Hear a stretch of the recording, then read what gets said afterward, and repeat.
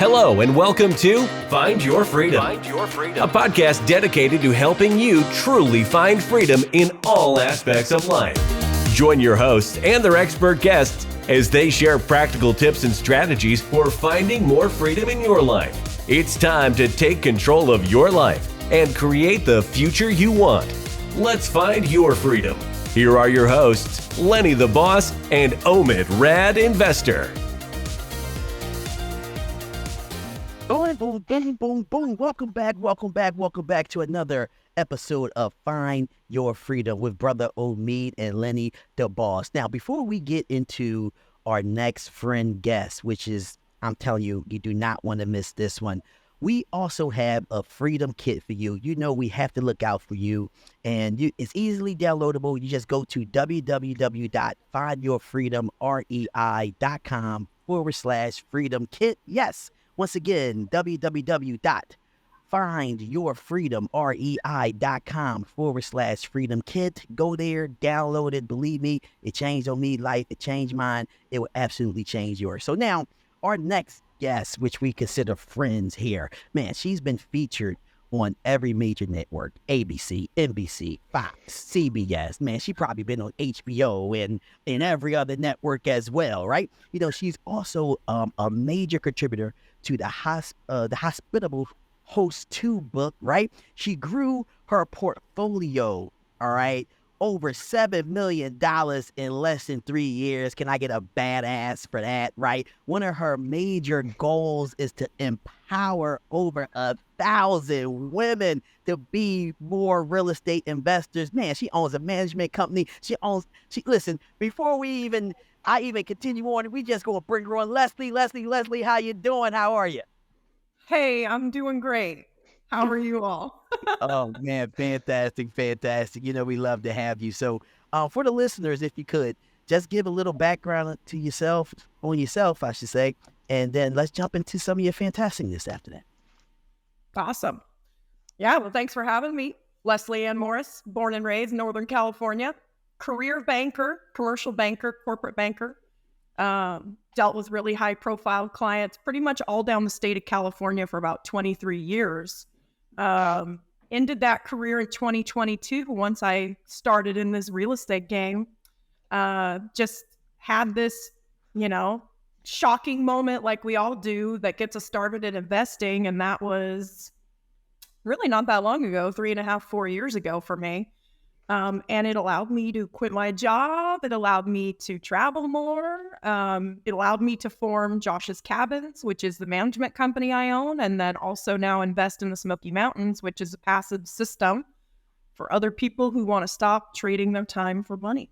So that's kind of like the very concise story of who I am and what's going on. But I do have a lot of big things I'm working on. Omid and I in the book, So exciting. But yeah, more to come for sure.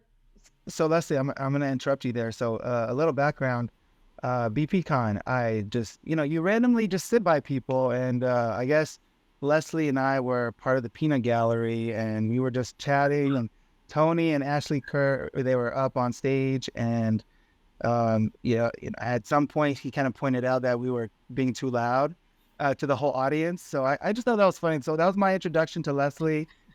She also, talked about, oh yeah, I own X amount of properties, so she came on very strong, she had a presence right off the bat. So I appreciate that about you, Leslie. So, be loud. What? And Robert, come on, are we? I think I got you in trouble for chatting, and it was me chatting, which is I'm always getting in trouble, so I'm just used to it. So I just I'll take the blame. No, whoever was responsible. But yeah, I just wanted to chat a little bit because I think it's interesting how you were in California and you moved out to Tennessee.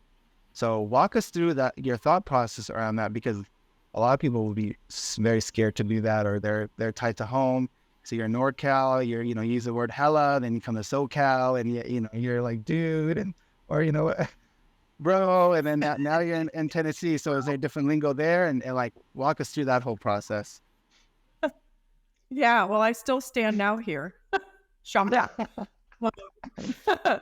I Well, a lot of things kind of pinnacled at once. So I had started a master's degree at the University of Southern California, and then I started investing. So it was like all at the same time. And I quickly realized that buying a cabin in the Smoky Mountains was going to be an amazing thing more than just a hobby for me. And then I started thinking, wow, if I could get my cost of living down and get out of California, I could really like do some big things with where my mind was headed at that time. There were some other dynamics at play there in regards to my role. I was with US Bank at the time. I was actually on the SpaceX account when I left LA. So I was like felt like I was at the height of my career, and I was like, what's next? And so I actually was transferred. US Bank relocated me to Charlotte, North Carolina, and I started building the market for them there. So that's how I got out of California. I actually wasn't at the time super focused on getting to Tennessee, because they did offer me several different locations where I could move. Denver, somewhere in Ohio, and then Nashville was one of the places, but I chose Charlotte because it was a chance to make a big name for myself at banking. But as you're aware, COVID hit like 60 days after I moved, because I moved right at the end of the 2019, like during the holiday, I packed up and moved. It was real tough. And then I was flying back and forth for my master's degree. I was still taking down deals, and I was under contract on a cabin during like the start of COVID, and freaking out, panicking, not knowing what to do. And then I closed on the deal. I still decided to move forward, but then quickly I realized like my job is going to deteriorate. I can't get out and wine and dine clients the way that I was used to. I couldn't use my personality that well over Zoom. There was just a lot of things that just like flushed down the toilet like at the same time. And so I, polished up my LinkedIn. I got headhunted by First Tennessee Bank, and they moved me to Knoxville, which is like at the foot of the Smoky Mountains. It was a win-win for the bank and I. They got this California personality, and I got to be close to my properties. And then just within, I would say like 18 months, maybe 12 months into that role, I was like, I don't want to be in banking anymore. Nothing wrong with banking. It was just I wanted my time to build, this empire that I was working on. And so then I ended up leaving that role in about, it was basically like a 2-year contract with that bank. So at the end of the 2 years, I exited. And yeah, y'all is part of my lingo now. So I still say bro and hella and dude and like and all those California things, but I do try to be a bit more Southern. If I can. That's so cool. That's so cool. Hey, being well-rounded is always the best. And, you can adapt, to in the room, right? That's fantastic. But I do want to talk about your background just a little bit. So you said you were in banking, for most of your life, and you had the, I guess, I don't know what you would say to that, but SpaceX, I think, is a big deal, Can you just give us a little more insight on what, you actually did for the bank, and give us just a teeny bit of the SpaceX role that you had? Sure. Yeah. So I started, I was still doing college at the time, my bachelor's degree, and I decided to go into banking because, when I was in my early 20s, I was like, where's the money going to be? And it just seemed like that was a cush job. So that's kind of how I got into that. I did have a finance degree background. And so I was pretty passionate about numbers and all those things. I started underwriting credit for US Bank in the early days. And so I would be the one that would sit behind the desk and get the borrower's tax returns and kind of like tear those apart, put it into the software, do some analyzation on if they qualified for their loans or not. I had other roles with the bank in my capacity with SpaceX, where I was like an outside consultant, and I would do analyzation of receivables and payables processes. So with them, I was working on, I believe it was their Starlink project, where they were getting ready to deploy Wi-Fi to consumers. It was their first time utilizing that sort of like business type. They were mostly like B2B before that. So they needed a way to figure out how to collect payments from consumers and what would be the fastest way and the easiest way for like low volume or low price, but high volume payments coming in. So we did a lot of whiteboarding sessions. We sat down and broke down what would be the best thing for them. And then I made recommendations, which we later implemented. So that's kind of what I did there. But, my background with the bank, I did almost every job in that commercial corporate world, from credit to, huge, very large private equity deals, debt facilities, and even, the analyzation of their processes as a business. So that's kind of what I did. It gave me a really good basis for where I'm at as an investor on understanding financial metrics and taking down deals. So sort of like financial metrics, because I think that's like a competitive advantage when you're looking into deals. And I know, like, when some people get into investing, some just do it based off of, oh, this is a good market, I like this property, I'm going to buy. And I know there's people at all different parts of the spectrum, some that overanalyze and look every little detail. So maybe walk us through even like the pros and cons of all that, and maybe like your experience as far as like your purchasing, because you've been in the Smokies. There's so many people who want to go into the Smokies. And so just like walk us through that, and like even within the market itself and all the different like little sub areas, and I'm sure you have all this sort of knowledge that people can get insight from. Yeah, well, my first few deals, not few, like my first 2 deals I bought back to back, we're talking 2019. So I didn't apply any sort of underwriting at that point. I did not think it would be a business. I thought my income, I was a high income earner, no kids. And so I thought, I can afford the mortgage. If it sits empty, fine. I have this cool cabin, I can go use it myself. So my first couple of deals were like that, but I quickly realized that the cash flow that was coming in, this was way bigger than a hobby for me. So then I started applying some underwriting metrics, and, cap rate's easy to calculate, but I'm not really looking at that. I'm looking more at just, net operating income and then cash on cash, just to make sure that I'm making my money back quickly. My early deals, they probably, if I go back and look at the underwriting on those now, they were at 60%. They were slam dunks, and now it is tighter. It's a tight market. We've got rates doing what they're doing, although they are coming down. Even the DSCR rates I saw today are starting to come down, which is awesome. But it's tight. It's hard for people. I do a lot of coaching and mentoring on how to get into a deal and how to underwrite a deal. And not all the time are those numbers going to work. You got to be picky on what you buy.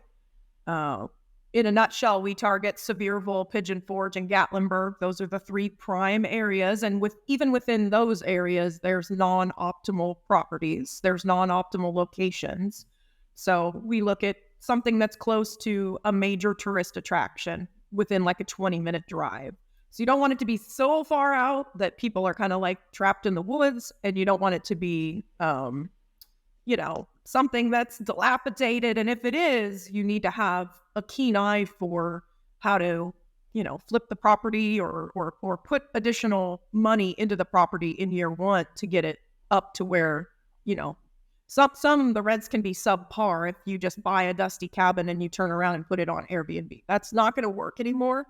You need to make sure you have the amenities, hot tubs, pool tables, mountain views. Those are the 3 key ones. Now we're seeing a lot of play for remodels, new construction. So somewhere in that regard is what travelers are looking for. That's awesome. That's awesome. And, having that underwriting background, truth be told, I wish I did, because, I don't know till today what in the world be going on in that underwriting room. Like, one day you and I are going to sit down and have some drinks, and you're going to explain to me, right, and all the drinks and food is on me, what goes down in the underwriting room. All right. But 60% returns are sick, and that's fantastic. So you mentioned about location, right? And you mentioned that location is an important factor. And you also mentioned about a dusty cabin, right? Which is pretty funny. So one of the things I noticed that you did is you did a theme cabin. I guess, how's that performing for you? And what made you go theme in the market where the majority of everything here is not themed? Yeah, well, just trying to stand out. I mean, I do a lot of stuff now for press. I'm trying to get eyes on what I'm doing, obviously. There's no shame in that. We're all trying to stand out in what's largely become this Airbnb buzz term, right? But yeah, I started doing that. I bought a property in September of 2022 that was turnkey. It had mountain view, it had hot tub, it had pool table, but it just looked like everything else on that mountain. In fact, I own one a quarter of a mile down the road that's exactly the same, just a little smaller. So I knew how it would perform, but I just thought, how could I go over the top here?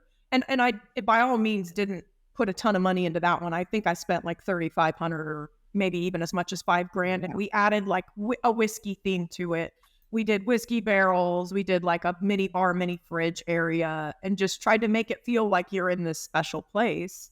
And then just very recently, actually just over the weekend, we completed, I own 2 houses in Pigeon Forge. They are not cabins. I don't recommend people to buy houses. That's not what guests want. Even condos. I'm not a big fan of condos. But I bought these houses during when the pandemic started to like shoot prices up. I thought, well, shoot, I'm going to try it. And so I did. And it was just a bear theme. I added tongue and groove and a deck. And it was just kind of boring. And the ADR on it, the average daily rate, super low. So just recently, just in light of where I'm at right now, I have nothing in escrow at the current moment. I am making offers, but I thought this would be fun. Let's take 10 grand and make this house Dolly Parton overload.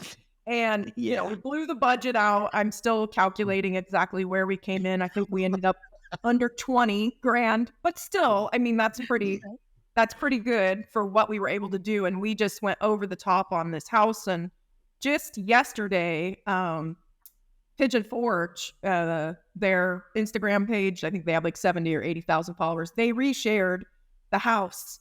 And then my photographer, she's shot thousands of cabins in the Smokies. She's like, this is the best themed property we've literally ever seen. So awesome. Very exciting. Yeah, I'm partnering with Beyond Pricing. That's who I use for dynamic pricing. And they're going to create a case study to follow how we increase the nightly rent on the house. And if it works, I own one 2 doors down and I'm going to do it again. So it's just fun. It's exciting. And hey, maybe it doesn't work. And then I'm listing this thing. We don't know. I mean, I'm pretty confident it's going to perform well. Are you is that recently? Is that not completed yet? Or you went live with the Dollywood property yet? Because it looks good. It is live. It is live. It was bookable under another name. I went back and forth too on delete the old listing, create a new listing, or keep the status of a listing and then just change it. So we decided that route. We just changed to the current listing. So it kept I think it's like 4.8 something, 4.9 something stars with lots of reviews. So we kept that. It went live over the weekend. You can see it on joshscabins.com. It's called Parton Paradise. It definitely stands out in the portfolio that I manage because it's pink and it's different. So we're watching it now. I haven't seen a booking come in yet that is after the photos changed. I haven't seen that yet. So I'm waiting. I'm very excited.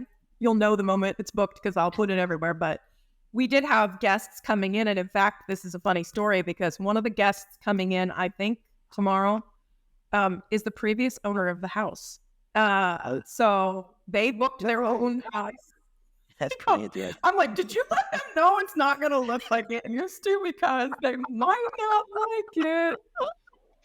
So we did let them know, and we'll see if they ever come back. That's cool.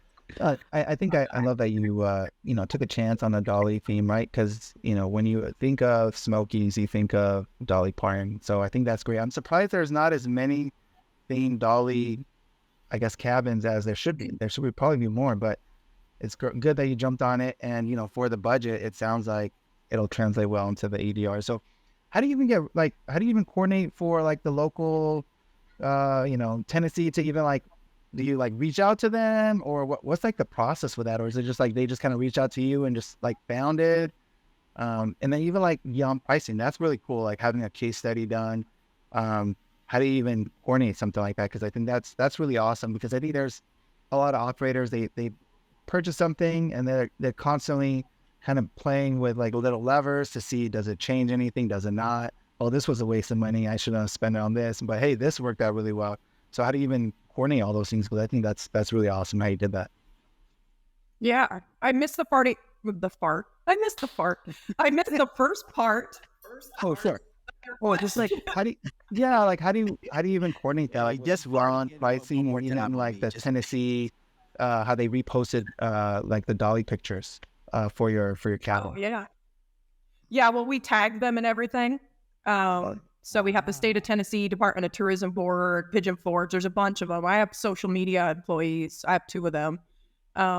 They are on payroll for Josh's cabin. So that's how that goes down. And then I'm always like, did you do this? Did you do that? They're like, we're way ahead of you. It's already been reshared. Yeah. So that's how that happened. And we reshare their stuff back. So it's a collaborative effort. You're tagging them. They're seeing it. If they like it, they'll share it. Let's see. On the Beyond Pricing, I got to know their VP, Director of Marketing, pretty well when I was at the Vacation Rental Management Association conference, because there was a ticket that I wanted for the Omnia nightclub party and I had to go through them to get it. So I offered myself in exchange. I was like, hey, I'll record a testimonial for you if I can get a ticket to that party tonight. And so that's how that relationship started. I was already a paying client. I've been using Beyond Pricing since 2019. Great tool. In my experience, it performs better than the other guys. So that's how that happened. And then I just been partnering with them more, talking with them more since that testimonial I recorded. They turned that into a case study. They just love my story. They love the hospitable host community and idea. So they're going to be creating some content around that. That's very new. So cool. Tons of stuff. Everybody wants to get their message out and everybody wants to do it in the right way. And so it's been a very big collaborative effort. I'm working on another massive project. I have a couple of filming productions that I've been approached on that I can't talk about yet, but coming nationwide to some TVs very soon. And so I'm bringing Beyond in on some of that. I'm hoping just to share the love. I share the love on everything. I don't. It's a bunch of mindset. That is podcast right now. You're trying to tell me you can't share some stuff with the baddest. Find your feelings. Everybody's here is either found their freedom or finding their freedom. Come on, Leslie. Come on. You can share a tidbit. Give us something. Give us some juice. Yeah. Come on, help me out here, man. Give us a little something. Hey, I don't know if there's like NDAs, that sort of thing. I don't know if it's like a legal thing. I'm not signed an NDA. Didn't sign one with SpaceX, but they publicly talk about U.S. banks, so that's why I share that. There is a television show that I'm going to be on that's like a very long time running, very popular show. I'm doing it for fun. Yo, hold on. Let's announce this the right way. Hold on. Here's an exclusive coming from Leslie Ann Morris. No one knows about this. This is the first one. Find your freedom. Leslie, let's go. And she just done fart on the air. Now they're like, we're not, Yeah, no, it's pretty big. People are like, how are all these opportunities coming to you? I don't understand. I'm like, I put my hand up. If I see something I want to do, I go and grab it. I don't sit there and wait for my phone to ring. I'm constantly working on deals, working on companies, working on what I want to do next as an investor, as an advocate of other investors, particularly women. So that's how that came to me. I reached out to them and I was like, I want to do this. And I'm not sure if I'm what you're looking for, but like, here's who I am and what I'm doing. And they were like, yes. And then I have had stuff come out of the blue just based on, I'm on a lot of podcasts and I'm putting myself out there. I'm creating content. I do a lot of Google ads and it points people to me. So that's kind of how I'm doing that. If you want to do it too, you got to put the work in. I do something every single day. I call it a micro action. It's usually way more than that. The micro action gets me, in front of my computer, into the gym. And then when I'm finally there and I'm doing it, then I go hard and I go big. That's So can I just want to touch on that a little bit because I know I listened to one of your podcasts that you were on and you talk about how you do the thing, and that you're an action taker. So somebody maybe somebody in the audience they purchased their first one and they want to kind of keep moving forward, like what would you tell them? Or let's say they transition to that 5-point, and then because you talked about even like having like a VA, like walk us through that. Yeah, your questions are so loaded. I'm like, where do I start? I think your first deal is your hardest. People will argue with me that 2 through 10 are harder, but I think your first deal is the hardest because it's scary if you've never done it. It's a lot of money, especially now. The deal could be 100, 150 grand or more. So once you have one deal, if you have fear to get that second deal, go back and analyze your first deal. I say, look at your metrics. Understand your KPIs. I'm beginning to hate that buzz term, by the way. Everybody's like, oh, your KPIs. But yeah, just make sure you have comfort in your current deals. That's one reason why I put 20 grand into a property I already own this year. I want to make sure I have comfort in my existing deals. That's pretty big. And then outside of that, if you still have fear, that old adage of like 2 heads are better than 1 is so true. I'm not alone in a lot of this. I have employees, I have coaches, I have mentors, I have masterminds I'm in. So I'm constantly sharing what I'm doing, and people give me the negative and the positive sides of things. But ultimately, I do whatever I want. Nobody tells you what to do. They try to. That wasn't. Leslie, you're really inspiring.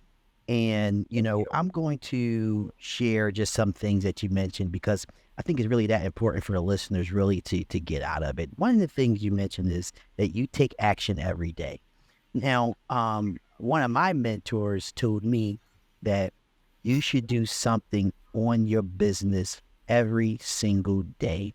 And what that would do, it will make sure that you continue on with the momentum. And that's the reason why I'm seeing you have success. I'm also seeing the reason why you're having success is because you have coaches, because you attend masterminds, which means that the first investment is within yourself to ensure that, your mindset is right. Now, with that being said, because a lot of people, for whatever reason, really disvalue the mindset. So I guess how important is it for you to invest in yourself first and make sure that your mindset is right? That's really important. My parents tell me these stories of me as a young girl, and I've always kind of been like this. So I can't just say I did this overnight. It's been a lifelong, my dad is a sensei, so I am a black belt as well. So be fearful when the black. My foundation is real solid as far as like I'm self-confident, I'm self-aware. A lot of those things came from doing martial arts since I was a toddler. But you are really right. You're really onto it. Like with the masterminds and the coaches and the mentors, some of that stuff's quite expensive. So I've been bolting on more as I've had more, net worths and cash flow. But it's really important. It's really important, especially if, and this is the case with women a lot of times, which is why I have a movement around, lifting and empowering other women, is that imposter syndrome, that feeling of you got lucky, it's not going to happen again. And I still battle with that. I'm not perfect by any means. I'm working with a money mindset coach right now, and it's been eye-opening. A lot of the ideals about money I got from when I was a child. A lot of our parents, were in the same generation, I think, and they, money doesn't grow on trees, and you kind of start to embody that. So it's about taking some of those layers off, and the fastest method to doing that is to bring in help. It doesn't have to be like a therapist or anything like that. I don't want to be psychoanalyzed, but if somebody before you has done the thing, don't try to do it alone and recreate all of these boxes and wheels and schematics. Someone already has that blueprint out there, and you can plug into that. Put your pride aside and, go interview these people. A lot of them will give time for free. I have a 15-minute free calendar for literally anybody for anything to just, see why they're interested in talking to me and how we could partner together. And most other coaches and mentors have that. So if you're seriously considering going down that road, have a call with these people, see how it feels in your gut. You're going to know right away if you resonate with their messaging or not, and if it's worth the money and the time to put in. And in a lot of cases, even if you look back and you're like, that was a waste of money, probably not. It was what you needed at the time, and it did move you forward to learning what you don't want. So that's even the case with my remodel on the house. Maybe I decide, shit, this is a Nashville. Dolly Parton is a Nashville thing. They stole her from Sevierville, even though she was born there. And that is in the back of my mind as far as that goes. But you just don't know till you try it. So get excited about life and do the thing. Do the thing. I like that. So you even talk about, I would say your acquisition. And I heard this on one of the podcasts as far as like leveraging your 401k. So for listeners who maybe they run out of liquidity, but they don't want to do partnerships and but they do have a 401k, maybe like walk us through that process and the outcome that has resulted from using that method, so that maybe somebody can use that as well. Yeah, I borrowed and stole from IRAs, 401ks, any money I had, and they're gone. There's a couple different ways to do it.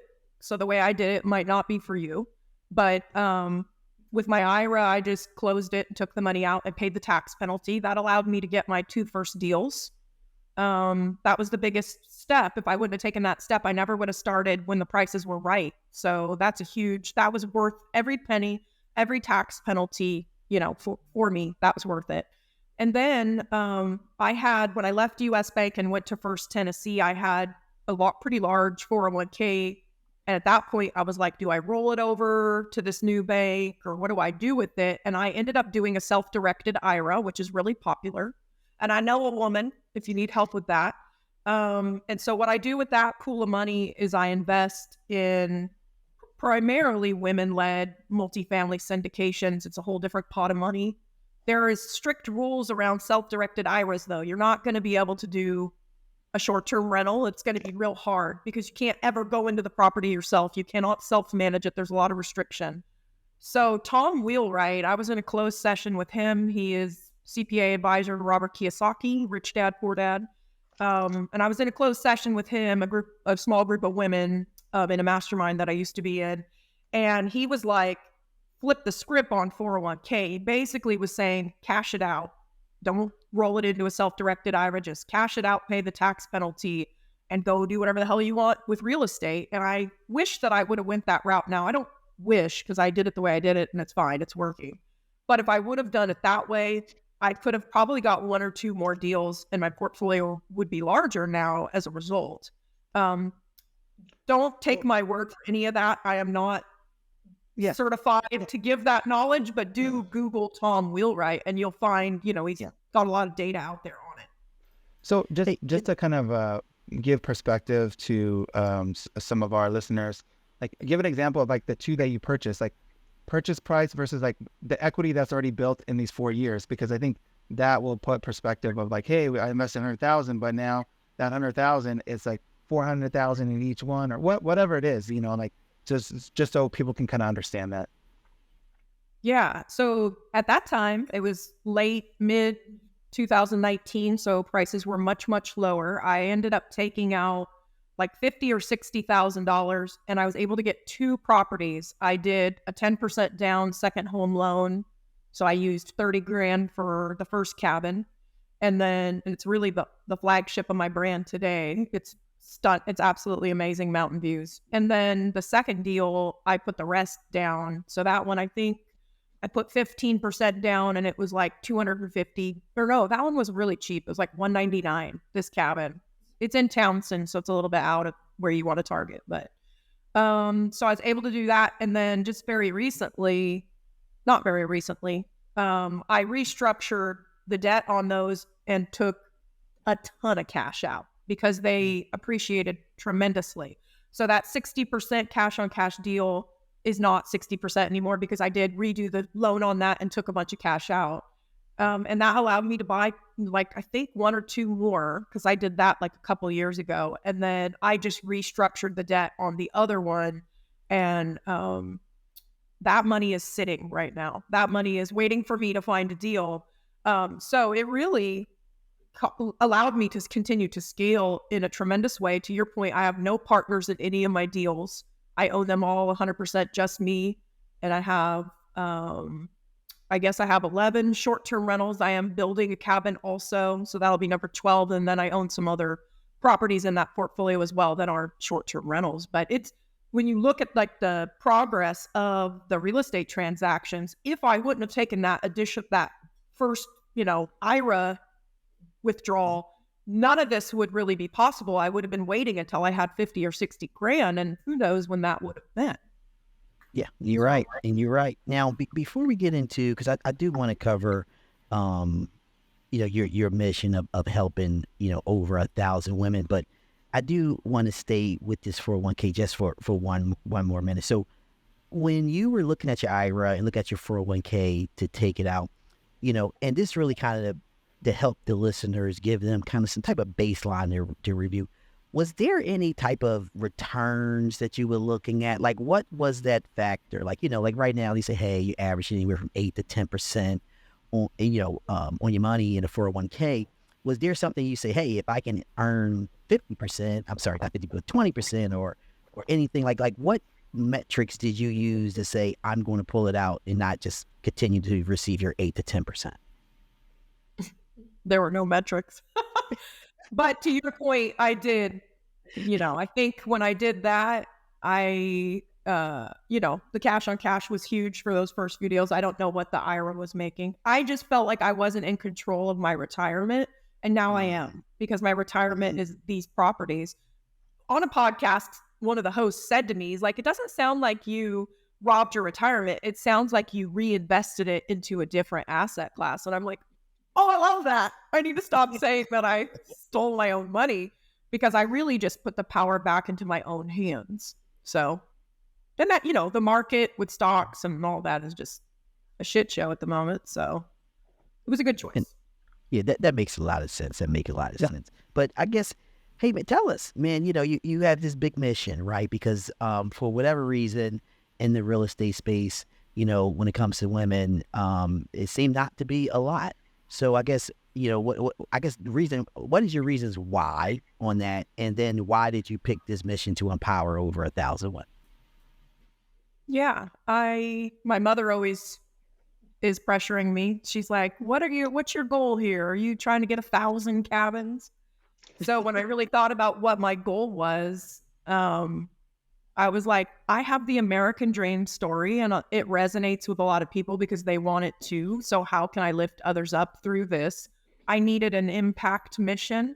But rewind all the way to my early days, living at home, my sister, myself, and my father, we were really active in women's self-defense. We would go into women's shelters and teach self-defense. Sometimes the women were so battered, they had bruises and whatnot. So from a young age, I have seen, I don't know if bleeding hearts is the term, but people suffering in their own hell that need a hand up. And so I'm trying to be that, but in a very applicable way to what I'm doing, because I think a lot of times, when you start to kind of get big and you're having success, everybody's coming to you asking for a piece. I only take on what is a part of my mission, and it needs to be something real estate related, or I'm dispassionate about it. So I want to stay true to myself. And if you're helping, somebody asks you, Lenny, hey, help me with this project, but you're not into it, that's a disservice for you and them. You want to make sure that you're working with the right people and you're on the right mission, or it's just not going to fly. You want to be happy and you want to be abundant. And the best way to do that is to make sure that you're passionate about whatever it is that you're doing at any time. Man, that was harsh. I mean, that gave me the chills. It gave me the chill just when you were talking about that, as far as really having the mission.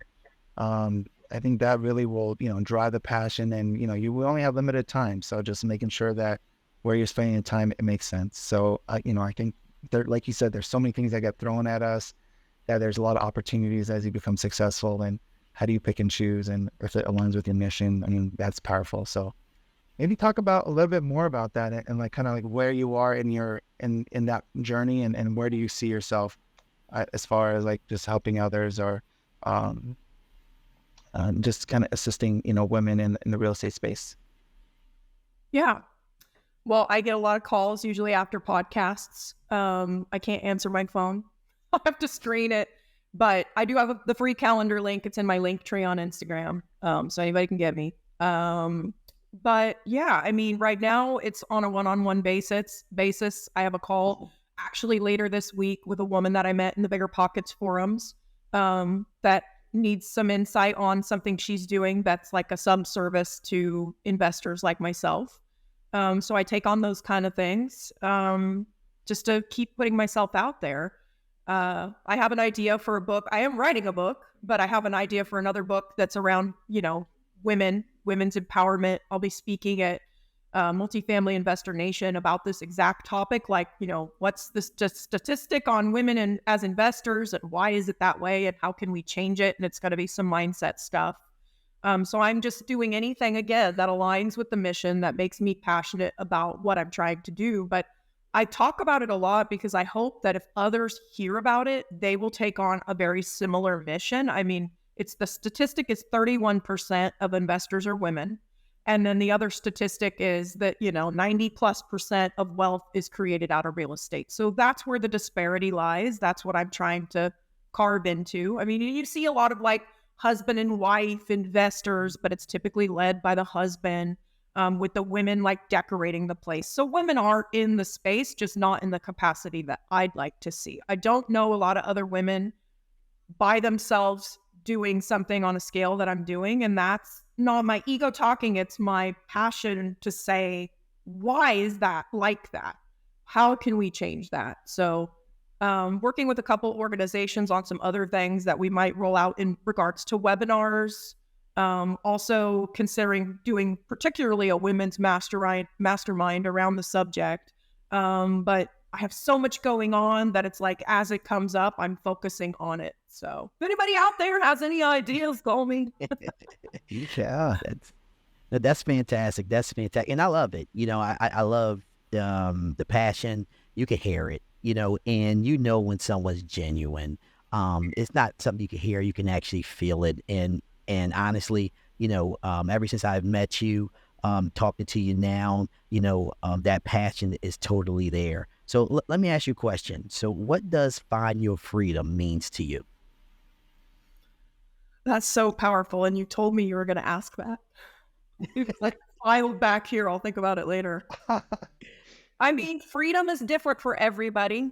It could be that you're in a shitty relationship and you need to get out of it. It could be something in that regard, or it could be something in regards to you feel trapped in a W-2 job. I think a lot of people resonate with that now, especially with the call back to office and all that BS. So yeah, for me, finding my freedom is like a life away from anything that feels like I'm being held back or not used at my highest power. I did feel that a lot in banking. I felt like if they would just put me here, I could do this. If they would just, give me the authority to make these decisions, my impact could be much, much larger. Now, in my own businesses and my own investing strategy, I am completely in the driver's seat. I can do things as big as I want or as small as I want. And the going big is scary. So now I'm at this point where, even me personally, I'm working with, like I said, a money mindset coach, and I'm trying to figure out how do I level up? Because I have felt lately personally that as I'm getting larger, I'm getting a little bit more fearful, because be careful, listeners out there in TV podcast land. What you desire and what you vision and focus on will become what you have. So make sure you're focusing on things that you want, because I always, being from California and I did some acting in my early days, I'm like, I want to be on TV. Like that'd be like, I have this secret Instagram vision board and it's been on there for a few months and now it's happening. And now I'm like, I don't know if I'm ready for that. Like I didn't think, I embodied it and I wanted it and I'm getting it. And now I'm like, holy crap, So find your freedom, like freedom from your own negative thoughts too. I mean, it could be like such a huge gamut of things. Awesome. No, that's great. Focus on what you want and, and desire, and it'll come. It's almost like the law of attraction, and sounds like it's coming for you. So it's great. So I know a lot of people can find you they can buy the book, Hospitable Host 2. They can read your story. I read your story this morning. Awesome story. So, but what for other listeners, how else can they find you? Instagram is the best.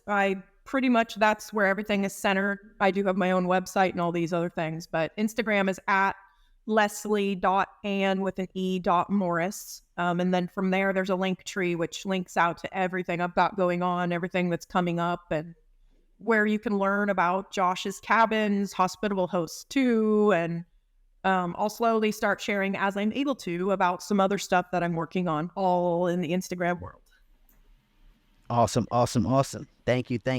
So here, at the show, we do this big thing at the end, right? So what we like to do is we like to rattle some speakers and, rupture some eardrums. So what we want to do is in a uniform manner, I'm going to count to 3, 1, 2, 3. All 3 of us will say boom as loud as we can. All right. Everybody with me? Let's do it. Yes. All right. Perfect. All right. On 3. 1, 2, 3. Boom. Awesome. Check this out, man. We just had an amazing episode with Leslie, and a few things she mentioned that I really want to point out. One of the things is focus on things you want. Make sure that you have some mentors in your life, that you invest in yourself, and you also attend some masterminds, because that's the way that you're going to ultimately grow.